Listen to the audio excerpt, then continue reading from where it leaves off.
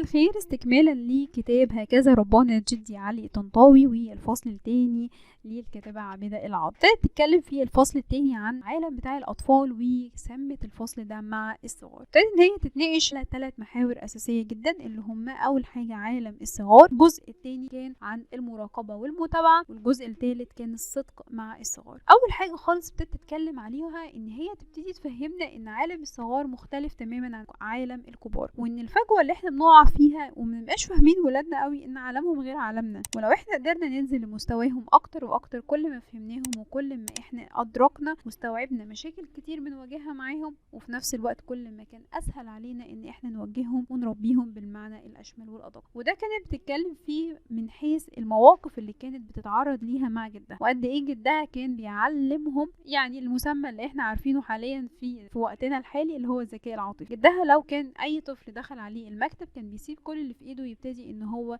يبقى متفاعل مع الطفل ومقبل عليه جدا بكمية من اللطف والحب، ويبتدي ان هو يحاوره ويتفاعل معاه ويشوف اللي بيزعله ويشوف اللي بيفرح، يبتدي ان هو يوجه له اكبر اهتمام على قد ما يقدر في اللحظة اللي هو بيكون مع الطفل فيها. وفي نفس الوقت كانت بتقول ان كل ما احنا اتعلمنا اكتر في العالم بتاعهم ونزلنا بمعنى اصح لمستواهم، كل ما كان اسهل علينا ان احنا نوجههم وننصحهم. تاني محور ابتدت ان هي تتكلم عليه وهي كانت المراقبة والمتابعة. كل ما احنا ابتدينا نراقب اطفالنا ابتدينا ان احنا نفهمهم اكتر واكتر، ويمكن كمان المراقبة في لحظة صفا كده، اللي هو يعني ما يكونش الطفل واخد باله، ما يكون بالعكس الطفل يبقى بيلعب او مندمج قوي في حاجة معينة، نبتدي ان احنا نلاحظه ونراقبه. وهنا قالت ان كان جدها بيعمل كده، كان مثلا في الحديقة جدها هم يقعدوا يلعبوا يقعدوا يعملوا حاجات كتيرة جدا مع بعض، وجدها بيبقوا مراقبهم ومتابعهم من بعيد عشان يشوف مين بيتصرف بالشكل ده ومين بيتصرف بالشكل ده. ولما حتى يحصل مشكلة بينهم ويبتدوا ان هم يلجأوا لحد من الكبار عشان يحل المشاكل اللي بين الاطفال ما بينهم، يبتدي ان هو جدها يبقى عارف اكتر واكتر من بعيد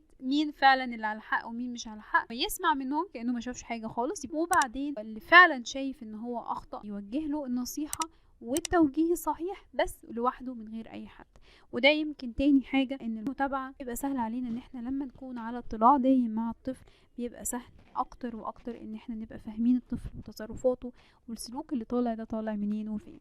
تالت حاجة اتكلمت عليها وهي كانت الصدق مع الصغار. اتكلم قد ايه ان ولادنا بيتعلموا الصدق لما احنا اصلا نكون صادقين معاهم، وحقيقي كمان الصدق مع الولاد بيضيف ليهم ان هم يثقوا فينا ويبتدي ان هم يطمئنوا لينا. يعني الامان والثقه بتبتدي من الصدق مع الولاد. وقد ايه جدهم كمان كان مش بس يكون صادق معاهم، لكن اي حاجه في حياتهم كان بيوريهم قد ايه الجانب السلبي حتى في الجزء ده. واحده من المواقف اللي ابتدت تحكيها ان والدتها كانت عليها انها تشرب دواء معين بس طعمه كان سيء جدا، المهم ما كانتش عايزه تشرب حاجه زي كده، لكن باباها اللي هو كان جد عابدة العظم ابتدى ان هو فعلا ده حقيقي طعم الدواء ده وحش، طعم الدواء ده مش احسن حاجه، وانا مريت بالموقف ده قبل كده وكنت مش عايزه اخده وفعلا ما خدتوش. ايه رايك ان انت تقدري ان انت تاخديه وتكوني اشجع من بابا؟ انا عارف ان هو طعم وحش فعلا. قد ايه ان احنا بنبقى اما بنيجي اي حاجه معانا مع اطفالنا نوريهم الجانب السلبي بيكون الموضوع اسهل كتير.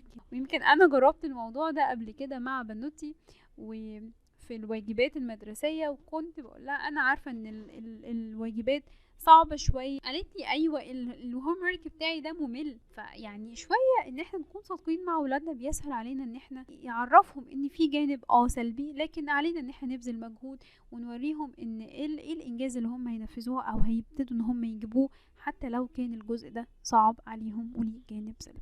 3 محاور أساسية مع الصغار، يمكن احنا لما نشوف أولادنا من وجهة نظرهم هم يفرق معانا كتير ويسهل علينا، يبقى أسهل علينا توجيههم وتربيتهم. أشوفكم على خير في فيديو جديد. باي باي.